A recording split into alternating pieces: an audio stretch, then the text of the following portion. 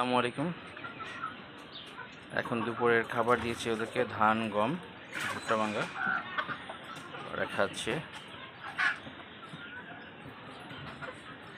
তারপর দেখি ডিম আছে কিনা।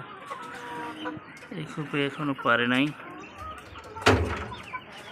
ওই দেখেন ওখানে পেরেছে 3টা ডিম ফ্রেশ।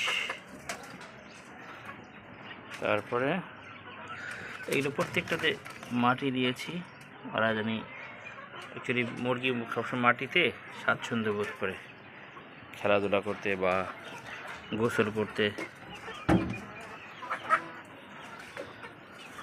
তারপরে ডিম পাড়ার ক্ষেত্রে আরও কিছু প্ল্যাটফর্ম আছে, যেমন খড় কোটা দেওয়া, যেরকম খ্যার দিতে পারেন। তারপরে এখানে আছে ক্যারেটের মধ্যে খড় দেওয়া, এদিকে গাছ।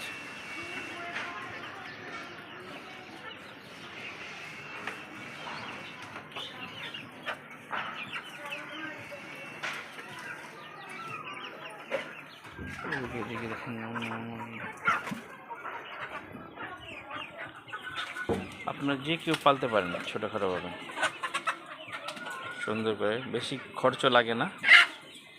যা খরচ হবে তাতে আপনার ডিমের দাম, ডিমের ভ্যালু, এমনকি মুরগিগুলো, যে বাচ্চা মুরগিগুলো সব ওই যে পাশে, এগুলো এই যে পাশে বাচ্চা, এই যেগুলো বাচ্চা থেকে বড়, এই যেগুলো বাচ্চা থেকে বড় হয়েছে, তাহলে এগুলো আপনার মাংসের চাহিদা মেটাবে। এই যেগুলো সব বাচ্চা থেকে বড়, এই যে একটা বাচ্চা থেকে বড়।